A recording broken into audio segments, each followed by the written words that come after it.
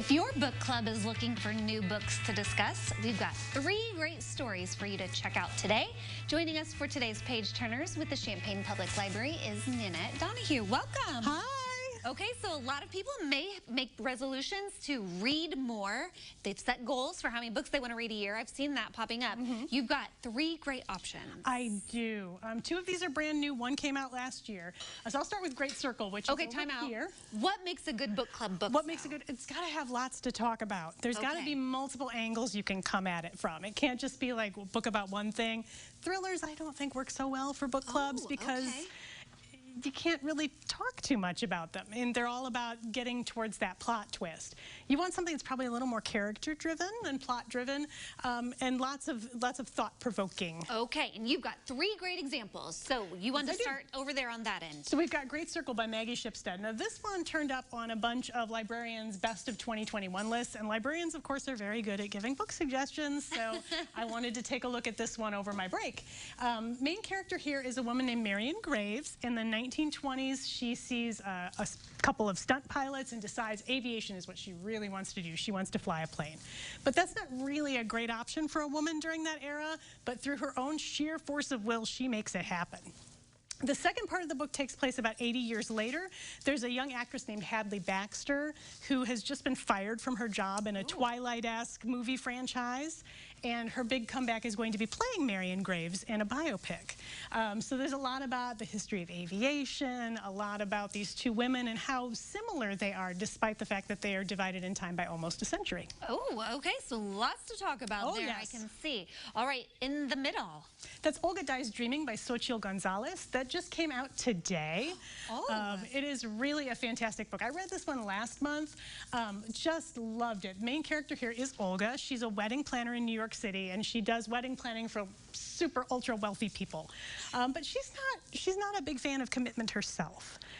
She's got a brother named Prieto, who's a congressman who has some secrets that he is really determined to keep secret because he's worried that it's going to jeopardize his political career.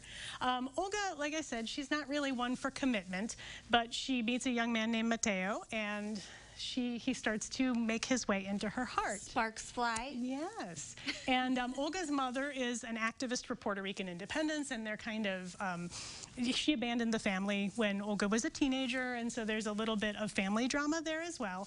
This book is funny, and it's really touching, and there's just a lot going on here. It's fun to read. Okay.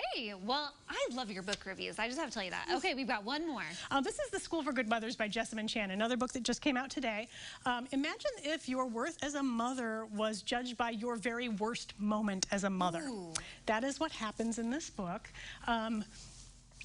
Frida, who is the main character, she makes a pretty dire mistake with her daughter. And what she does is not a good thing.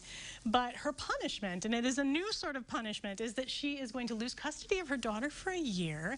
And she is sentenced to this school for good mothers where they are going to teach her how to be a good mother. And it's very strange. Asks a lot of questions about what is it to be a good mother?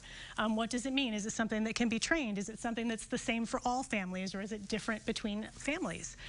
So really a thought-provoking book, great for book clubs. Wow, okay. What a cool job to be working at the library to get dibs on these books before they are even released. That's I love it. Okay, there is some late breaking news here at the library. We are not doing in-person. No in-person programs. We're going to stay virtual, but we've got some really cool stuff coming up. We've got Sparkle Sanders. She is a life coach and business coach in our community, a very dynamic speaker. She'll be here on January 10th at 7 p.m.